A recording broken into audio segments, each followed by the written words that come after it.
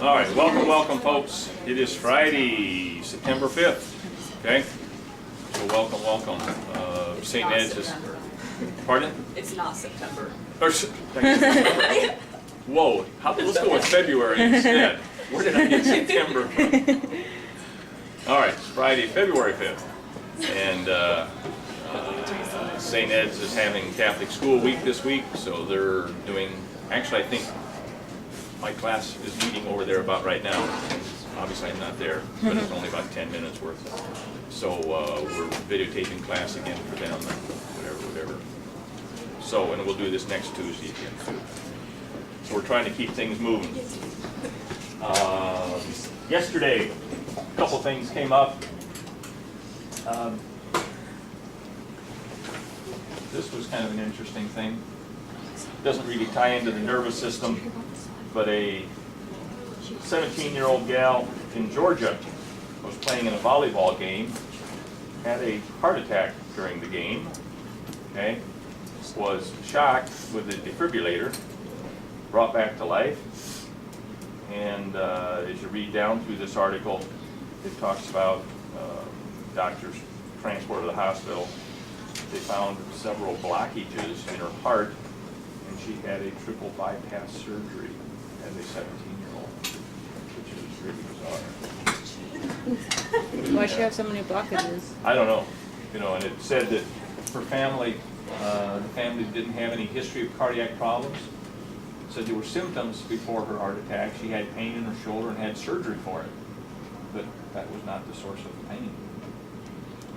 That is weird. No medical history. And why doesn't any medical history that would cause this? We just don't know. We have no idea why their daughter had a heart attack. But anyhow, this is a sad one. We talked about CTE yesterday. Okay, and did you see this in the news last night? This was on the news. This was a high school boy. It's about 5 minutes. I'm not going to play it. It's a good video. Yeah, I know it's a video, and it's kind of a sad. We watched thing to it watch. first period. Oh, did you? It was good. In what class was that? At basic athletic training. Okay. Yeah. But and correct me if I'm wrong here. I watched it last night. But as a student at Indianola, his dad was one of the assistant football coaches. His life revolved around football. He had some concussions during football. He was in a pretty violent car accident, got shook around pretty hard. He was, after high school, he joined the military. He got bounced around in the military, had some concussions. Came home, told his mother that he knew he had CTE, just from reading about it, researching it, and knew he had it.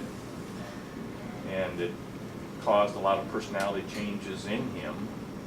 He told his mother that after his death, he wanted to have his brain studied, and he killed himself as a 20 whatever year old. Well, that was Tyler Sage.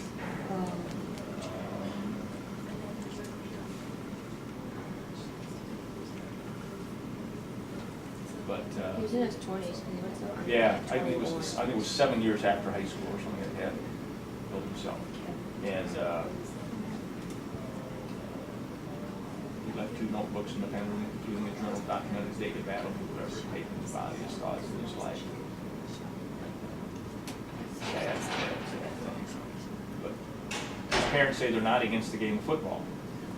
They're speaking out at the request of their son to bring attention what can be done to prevent and exact concussions. And again, they're trying to develop a blood test that can be administered right away to let them know has this concussion occurred. And CTE is another whole issue. The two are certainly connected as we talked about yesterday. Fair enough? All right. Yesterday, we were talking about the brain. Cerebrum. We labeled that diagram of the brain. Okay, we got that labeled.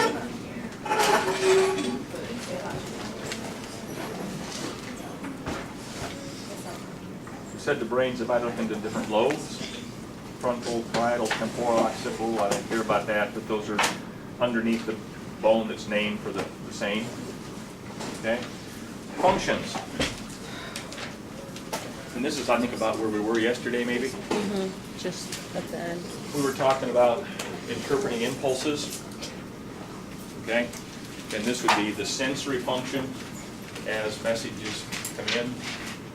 The cerebrum, the largest part of the brain, the 2/3 of the brain, is responsible for interpreting those.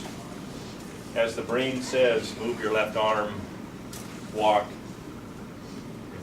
throw a ball, all of those movements initiate, they start in the cerebrum, eventually they travel through the cerebellum to get the coordination of the muscle activity, but when your brain says move your arm, that's coming from the cerebrum. This obviously where you store information is memory. We're going to spend some time talking about that today. This is where you retrieve that stored information. How does this work? I wish I knew. Okay. When we talk about the heart, I feel like I have a very superficial understanding of how the heart works. We talk about the stomach, I have a very superficial understanding of how the stomach works. We talk about how does memory work, what sort of changes happen in there when you remember things. I'm clueless, okay? But I take a little bit of comfort in knowing that some of the people smarter than me don't understand necessarily memory either. This reasoning probably separates us from the other animals. Supposedly we can reason, and supposedly some of the other animals can't. A lot of research on that. In Des Moines, Iowa, is a place that's called the Great Ape Trust.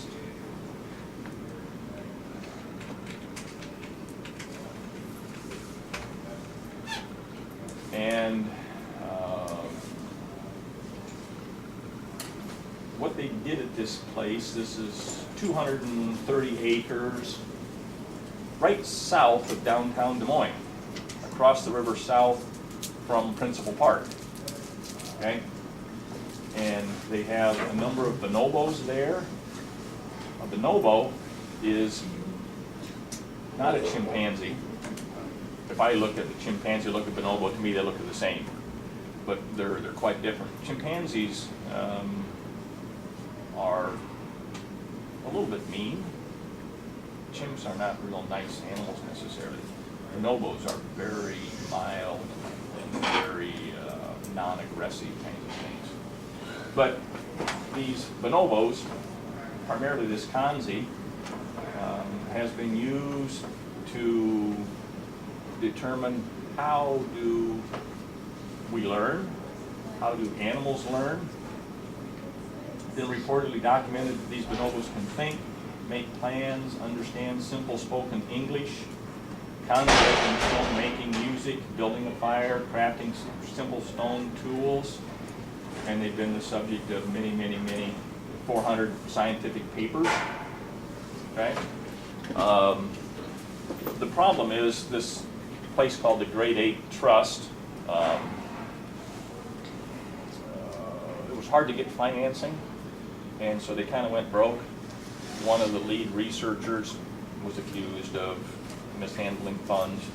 So it's not called the Great Ape Trust anymore. It's called the Ape Cognition and something, Ape Cognition and whatever environment. But Kanzi, this was a video I wanted to show you. It says the video is no longer available. He was kind of a neat little guy. If I can get him up here.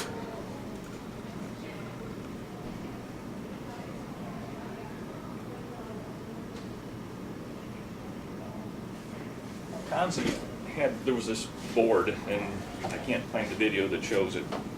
They've taken them off, taken them down, but there was a board that had 200 different symbols on it. And Kanzi had been taught to use that board to communicate. Okay? And, Kanzi actually could make as well as understand sentences. The researcher would say, put the ball in the refrigerator. And Kanzi would pick up the ball, walk over, put it in the refrigerator. Put the knife on the table. And he'd pick up the knife, put it on the table. Is that what Red does? If I tell Red to put the knife on the table, can Red do that? Or put the ball in the refrigerator? What Red does is, and Red's trained, okay? I can say, Red, get my shoes. Red, get my slippers. Red, get my boots. And she'll do that. Not perfectly every time, but Red's a retrieving fool. She loves to retrieve, she loves to please, okay? She learned very quickly that if I said, get my, and the way I taught her is I'd take my slippers and I'd throw it across the room, she'd bring it back.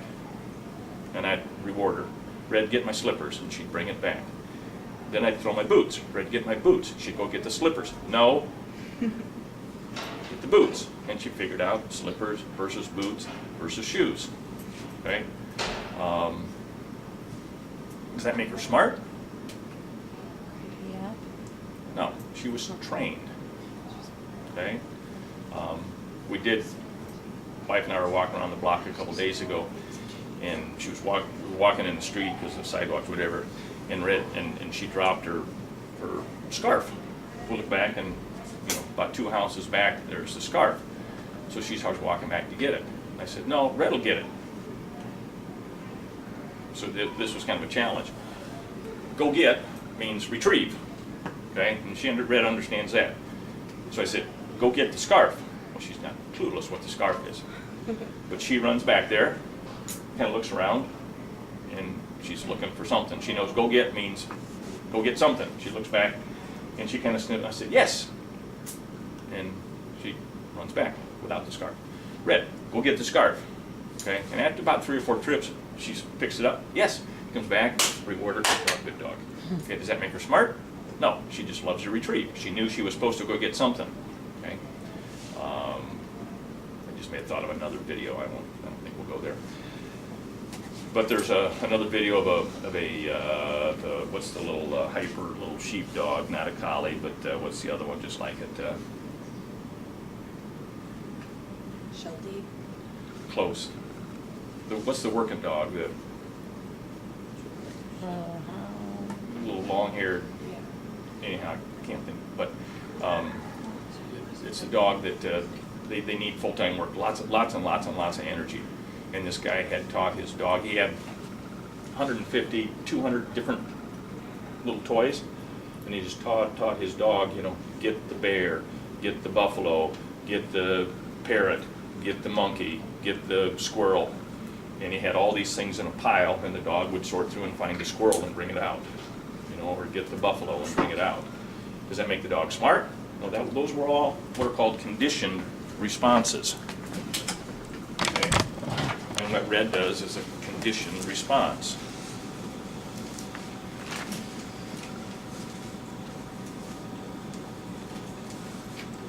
Okay?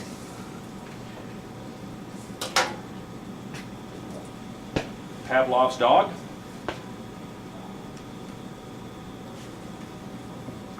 What did Pavlov's dog do? Where'd you study about Pavlov's dog? Psych class? You know what I'm talking about? Oh, no? The saliva thing. Pavlov's dog? Food, saliva bell. Yeah. Yeah. They rang the bell, fed the dog. Rang the bell, he was a psychology, this is a classic psychology experiment, I guess you'd say. Rang the bell, fed the dog. Rang the bell, fed the dog. Rang the bell, fed the dog. Rang the bell, fed the dog. Rang the bell, what did the dog start to do? Salivate in anticipation of getting fed. Okay? That's a conditioned response. It's a conditioned response at about 9 o'clock every night. I get up and go get a cookie. And Red's off in some other room. We have this contest. Can I open the package of cookies silently enough that Red doesn't hear it? Okay? Red always hears it. she comes up and gets half a cookie. You know, we kind of had this deal going. When I get up Monday, Tuesday, Wednesday, Thursday, Friday, I put on some exercise kind of clothes and go out on the porch and get on the Airdyne or the elliptical. Okay. Saturday and Sunday, I put on jeans and usually take the dogs for a walk. Does Red know what I'm going to do? If I put on the exercise things, Red looks at me, goes back into the room and lays down. If I put on jeans, she knows we're going. Now, does that make her intelligent? No. It's pure conditioned response. She pays attention well. Okay? My wife would like to, my wife has the collie's name is Lassie. And you watch all the Lassie movies, Lassie saves Timmy out of the well kind of thing and all that. Okay? Is Lassie smart in the movies? No, she's conditioned. Okay? If you watch Lassie in the movies, Lassie's not barking at Timmy, Lassie's barking at the trainer who's just standing just off to the side a little bit. You watch Lassie and Lassie will peek over at the trainer and be rewarded for barking, be rewarded for running, follows commands real well. Well, so they're trying to decide what's Kanzi doing. Is that just a conditioned response? And they're trying to say that Kanzi's following language and understanding language different than, and I wish I could find some good videos to show you here, but conditioned responses are different than intelligent behavior. Supposedly we have intelligent behavior, okay? Which is different than the dogs. And trying to decide, is Kanzi intelligent? I remember watching a video of Kanzi taking two rocks, breaking the rocks one against the other, chipping off a sharp piece of rock, taking that sharp piece of rock over to cut a rope to get a banana out of a box kind of thing. I used to watch this show. It was called Life, about animals or whatever, and chimpanzees, they start societies and they start figuring out how to open nuts and stuff and against rocks, and they teach each other when they're babies and stuff. Yep, tool making and teaching is a key here. Now is that intelligent behavior? I don't know, it seems like it. They talk to each other and stuff. Yeah, and they just understand, they have their language. That was a part of this Susan Rumbaugh, I think is her name. But what she was doing was she took this bonobo into her home and raised it as a child. Talk to it like your child understands language, your child learns things just from observing, and that's what she was doing with the bonobo. Okay? But the bonobo doesn't have the same vocal cords, couldn't talk back. Okay? They understood. Have you seen some of the research on porpoises and dolphins? Yeah. They're extremely intelligent. Yeah, they're amazing, I swear. Yeah, extremely intelligent. They there's this one I watched the same show, Okay. and they got one dolphin would throw up some mud or something to distract the fish, and the fish would jump out, and then the other ones would catch it with their mouth. Yeah. They It's, work really as a cool. team Yeah. to feed. Yeah. Yeah, that is cool. All right. As we talked about, I wish I knew how the brain worked. We get to the Rain Man.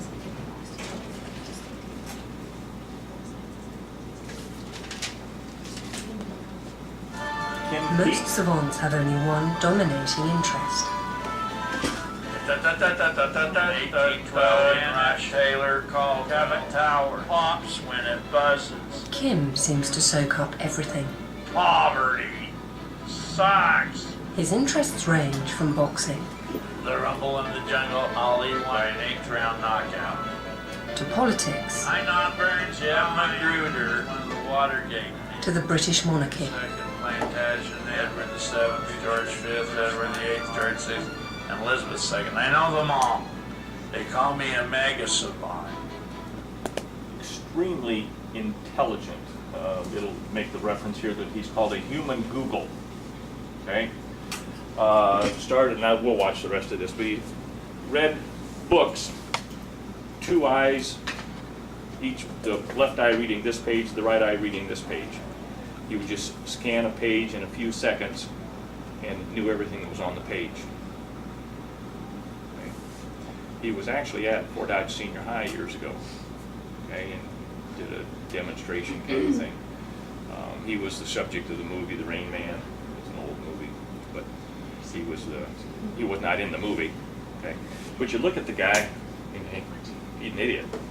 Okay, but you could ask him what was, Ty Cobb's batting average, whatever. He knows, what day of the week was August 27th, 1943. He'd tell you that. Okay, phone numbers. Like it said, politics, history, anything he's read, he's remembered. Okay.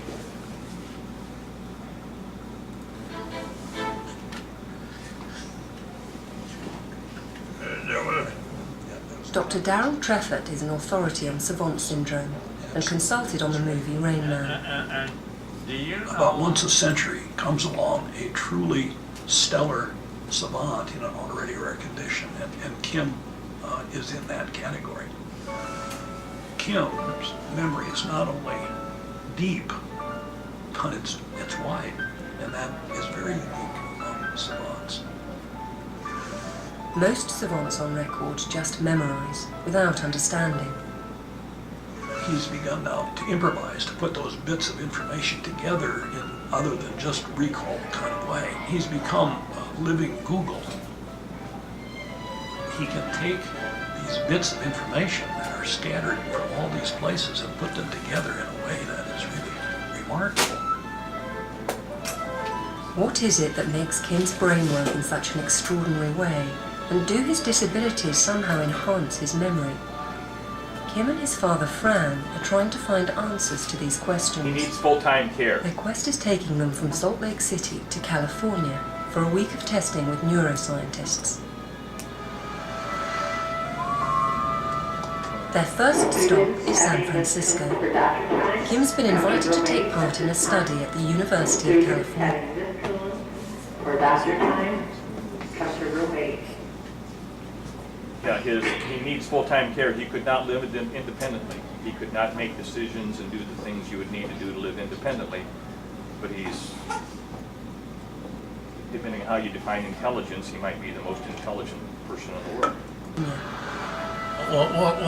Will I be a different Kim when we get back to Salt Lake?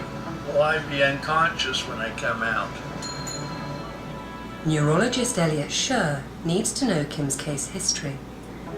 How much did he weigh when he was born? 10 something, 10, 9, something like that. Yes, large head size, or muscle top. You better gotta send him down right away. Sorry, Mr. Golf Game. This part of his past is a sore spot for Kim. The neurologist Kim's parents met 54 years ago gave them only 5 minutes of his time because he was late for a golf game. Sorry, I missed your golf game. He told them they should put Kim in an institution and forget about him. Put him in American Ford. He doesn't belong here. I know. I mean, obviously that's an emotionally charged thing. Yeah. Then Dad We just started working in tried the to keep him, advertising. try to keep him happy and healthy. That was about it. So, Well, you obviously did a really good job of that. well, it worked out. Yes, sir. Kim's parents raised him at home, and he made surprising progress. So how old was he when you started to recognize Kim's skills? When he finally became strong enough to pull the encyclopedia books off the bottom shelf in the living room, and we didn't realize he was reading them. And when he memorized the first 8 volumes, which were the index volumes. So he was actually reading before he was 2?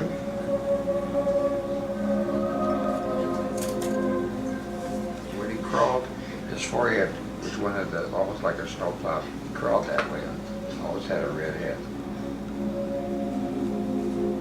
He looked up the word confidential. He found it in about 20 seconds. And I said to my wife, how does he know alphabetical order? And he says, well, I know the alphabet.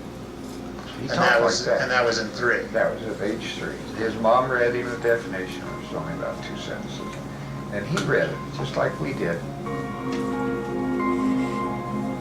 Every time he read something and finished, he turns upside down. So all around the edges of the living room would be upside down books, maybe 20 or 30 of them in a day. To get a sense of Kim's condition now, Dr. Scher is conducting some simple tests. Okay, now look at this one, That's it. and then look at this one. That's it. Now, do the movements, but don't move your head, just move your eyes to look at the hands. Look here, and now look here. But no moving your head, no cheating. Don't move your hand. Keep the head still, all right? Now try again. Look over here. Good. Now look over here. Good. Now look over here. Don't move your head, and look over here. Look at the moving hand. Can you turn in your eyes to look at the moving hand? Okay. Well, I mean, I think one of the things that was particularly obvious was how hard it was for Kim to follow directions. Push towards me. Push. Push, push, push. Hi, sir. Hi, you're not pushing though. You know, this was not a formal neuropsychological assessment, but I really think that he had a very hard time both focusing as well as following directions.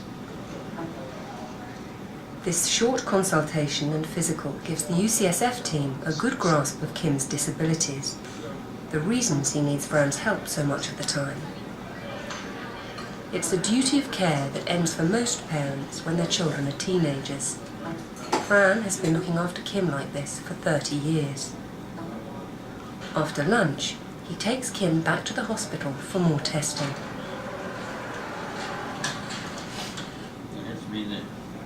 Psychologist Rita Jeremy is giving Kim a standardized intelligence test to see where he stands in relation to the norm. Ready? Yes. Okay.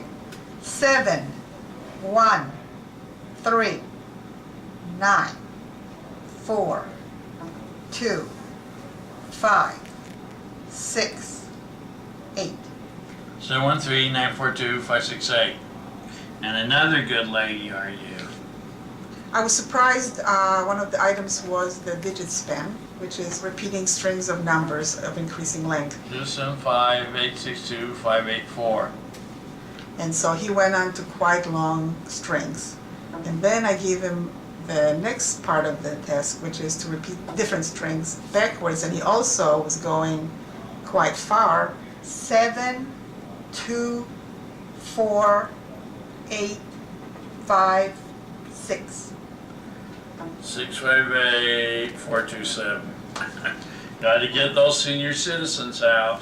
One of the things that was kind of surprising is that occasionally when they got quite long, he would say them with maybe like an error, 563-9128. and then he would correct himself. 9812-563-9812. And a couple of times he corrected himself like 3 times, and by that time I thought he would have forgotten what the original string was, but he actually self-corrected until it was correct. 3, 6, right, for 3, that's 34186. You're a good woman. Dr. Jeremy is discovering that Kim has trouble with tasks that require new thinking and for which he can't call upon facts in his memory. When he has to do things that he has to figure out something, he had great difficulty. Okay. Things that were novel were difficult. Kim's test results are wildly erratic. Yeah. Dr. Jeremy is philosophical. Standardized tests have their limitations. Okay, back to business here. Often people with unusual talents or skills are never discovered because those particular skills are not tapped. And unless somebody has some inkling from observing them carefully in their natural situation, those skills would probably never be found out. It's a great thing you look at, like a really fine lady. Altogether, he is a very unusual You know that? profile that cannot be summed up in any single score. Good night, Irene. Because he's not a standard person. You have been a really important woman, Dr. Jeremy. Thank you very much. You've been an important person to come and visit with us here. Yes, sir. Testing done for the day, Kim and Fran have some time to see the city. Everywhere Kim goes, he shows off his savant Tell him when skills, your birthday was. Tell him when your birthday was.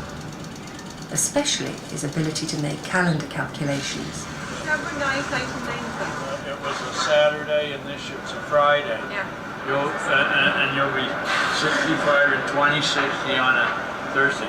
If you're tired, you go to San Francisco. Be sure to wear some flowers in your hair.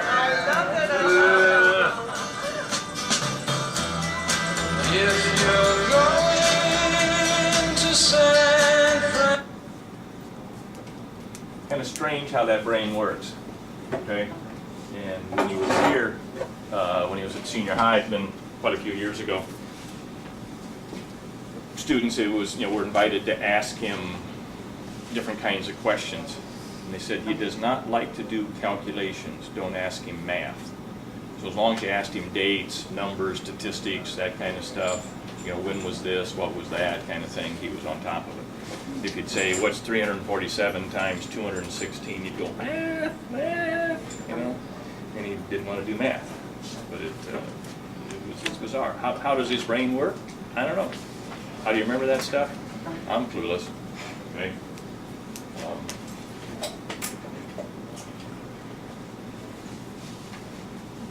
As you look at the functions, okay, we look at the cerebral cortex here, the outer layer of the cerebrum. That's the cortex is the outer layer. Okay, 3/4 of the neurons in the body are in that outer layer of the cerebrum.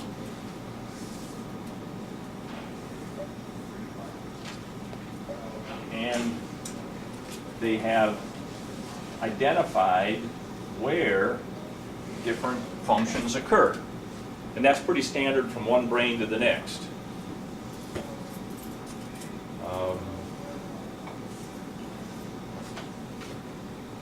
Motor and sensory, okay? Motor involved with the control of voluntary muscles. So when you decide, I'm going to move my left arm, that's coming from this part of the brain. Concentration and planning right here. Problem solving right here. Okay? Over the years I've dissected a number of brains, and you remember some of you got into your rabbit's brain. Any brain I've ever looked at, you get inside of it, it looks like a chunk of cheese.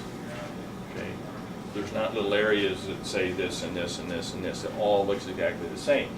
And I've had a professor stand there and saying, okay, this is this part of the brain and it does this.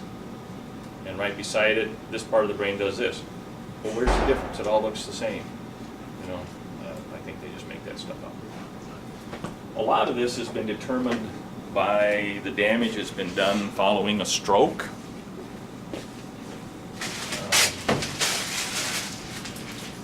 What's a stroke?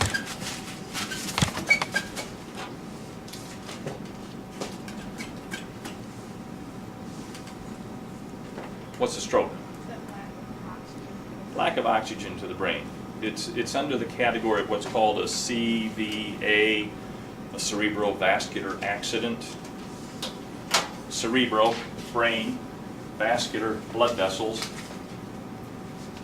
So it's one type of CVA, cerebrovascular accident. Okay?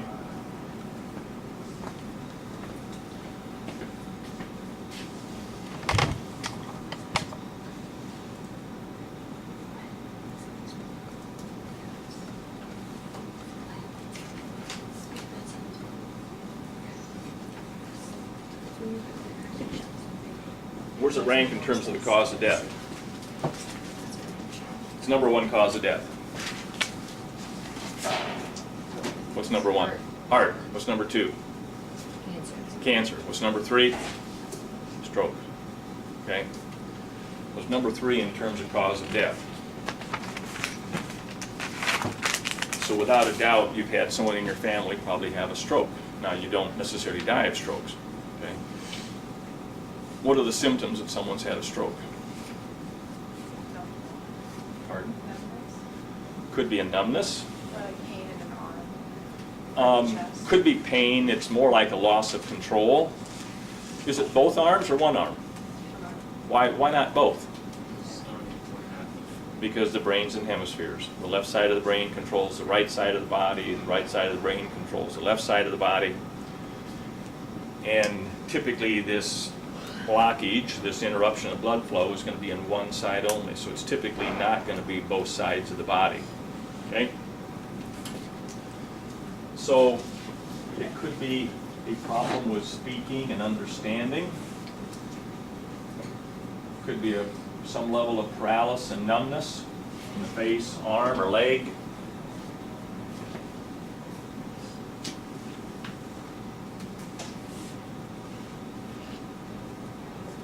It's kind of unique that the nerves coming off the right side come to the left, or coming off the left side of the brain come to the right side of the face. And if you just draw a line down the middle, these nerves come to here and stop. These nerves come to here and stop. Okay? You can actually divide the tongue in half. The left side of the tongue controlled by the right brain and vice versa. Okay? And so this is where the problem comes, that you can smile maybe with half of the face. The other half of the face you don't control. Okay? You can speak with one half of the tongue working, the other half of the tongue not working. Think how confusing that's going to be. Okay?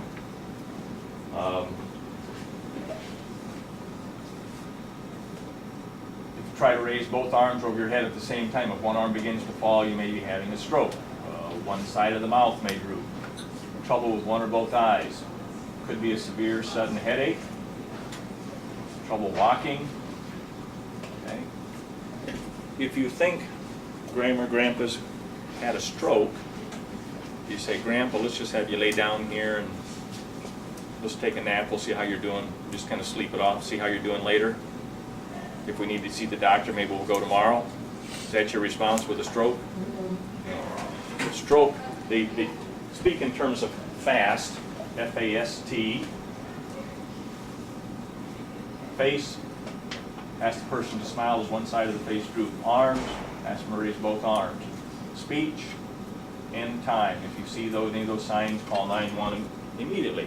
You need to get an ambulance there quick, because time is brain cells.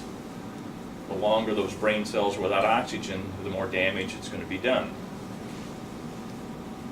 Did we talk about the guy at University of Iowa? True story? University of Iowa had a stroke? If you're sitting in the east stands at University of Iowa watching a football game, okay, what's right behind you? The hospital. Okay, just right across the street from the east stands is hospital. And true story, been 2-3 years ago, a guy sitting in the stands watching a game and started to have stroke symptoms. Okay, his family recognized it. The ushers recognized it. They got him down out of there, down the stairs, across the street. He's immediately in the emergency room at the University of Iowa. Best place you want to be in case you have a stroke. Okay, and what they're going to do is very quickly administer TPA, tissue plasma antigen activator. It's a little guy that breaks up blood clots. And you know, if you think in an ambulance, you know, that if an ambulance is called, they could administer it even before the ambulance gets back to the hospital. They don't want to take the time to get back there. What is something that sometimes people will take at home if they think they've had a stroke? What is a blood thinner? What might break up clots that you have in your medicine cabinet at home? Aspirin. Aspirin's a blood thinner.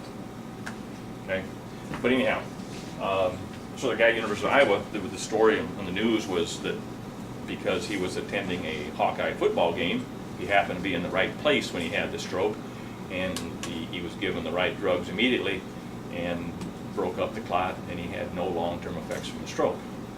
Had he been watching an Iowa State football game, he would have been 3 or 4 miles from Mary Greeley, and it would have taken a long time to get help. At least if he was watching an Iowa State football game, at least he would have been happy while he had a stroke and watching Iowa.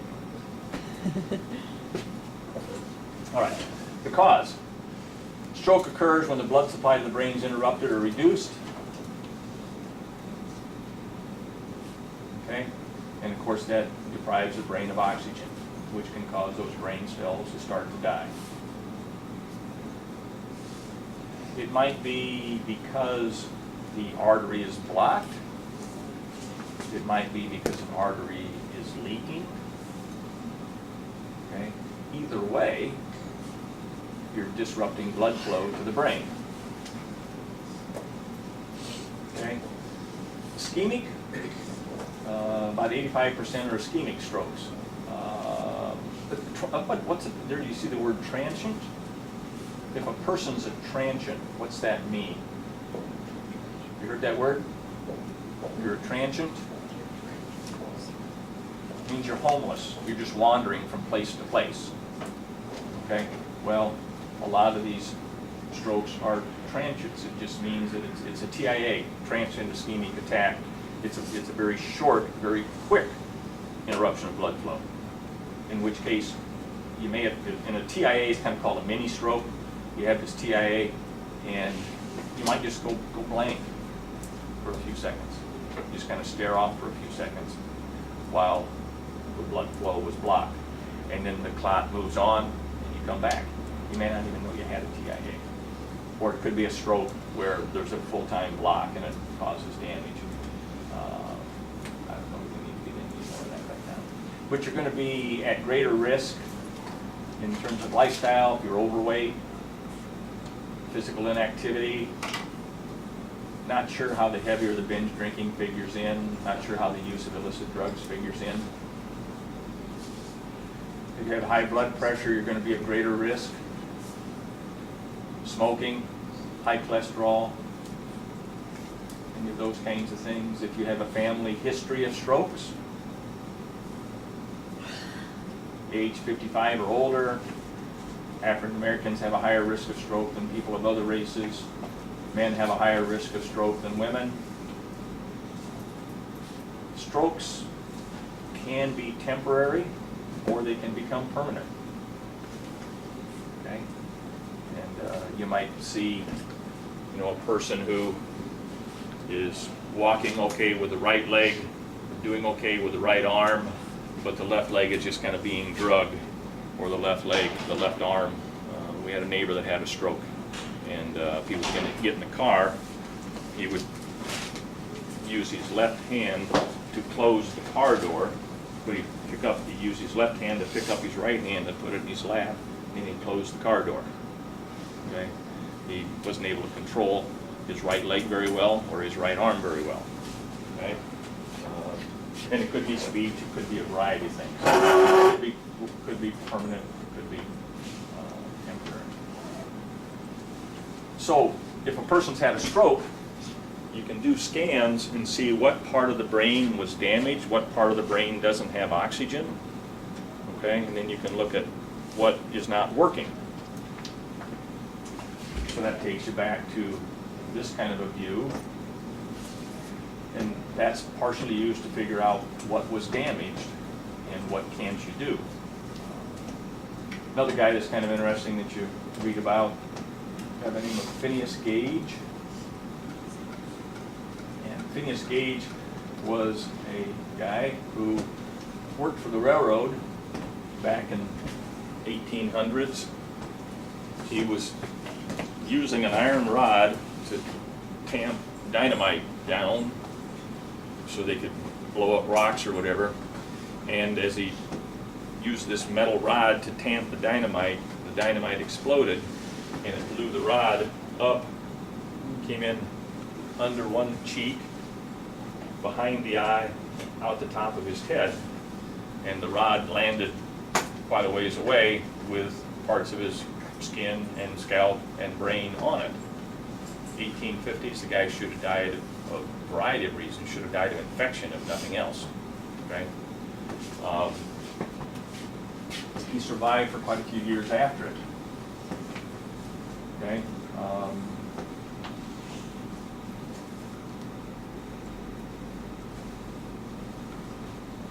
1848, it was camping down thing 4:30 in the afternoon. The dynamite exploded. Rod was one and a quarter inches diameter and 3 feet long. Entered the left side of his face, went out the top of his skull. Eventually, he was thrown onto his back, gave some brief convulsions of the arms and legs, but spoke within a few minutes. Walked with a little assistance, sat upright as he was taken to the doctor, and the doctor eventually found him sitting in a chair. Doctor, here's business enough for you. I first noticed the wound upon his head, the pulsations of the brain being very distinct. Okay. The initial treatment basically just covered it up. What are you going to do? You know, what's the doctor going to do? You're not going to do any surgery to put things back together. In this case, you got pieces kind of everywhere. And this as a wet compress was applied, and then a nightcap, and then further bandaging, and so off he went. Okay, but he lived and survived.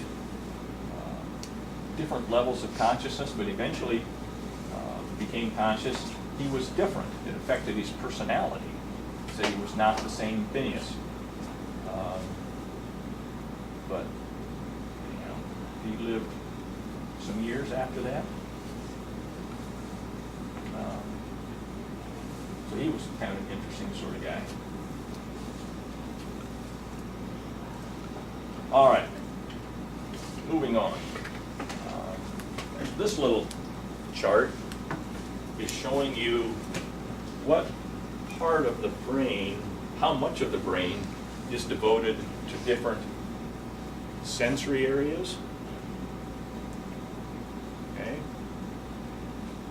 We ask the mouth and the face to be very sensitive, and so a large part of the brain is devoted to those.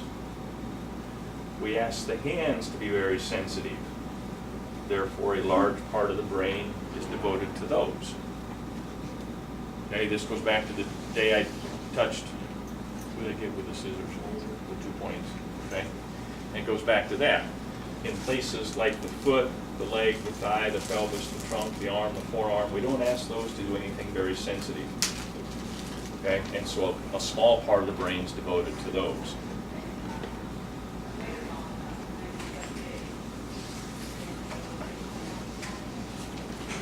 Same kind of thing for motor areas. You know, this is the part of the brain that controls the voluntary muscles and so forth. Okay, and nothing on there that you need to memorize. Don't worry about that. Okay. Again, we ask a large part of the brain to be devoted to control of the face and the muscles used in breathing and swallowing and all the expressions, you know, moving the face. We ask the muscles of the hand to be very detailed, so a large part of the brain is devoted to those. But we don't ask the rest of the body to do anything very detailed. Okay, and so a small part of the brain is devoted to those. Okay? All right, hemispheres. Brain's divided into 2 hemispheres.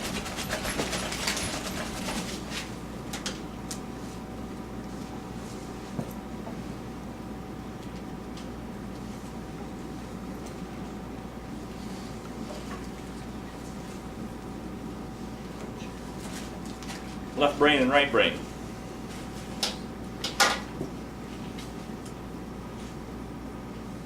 Which side of the brain is usually dominant? The left side. Well, back up a second.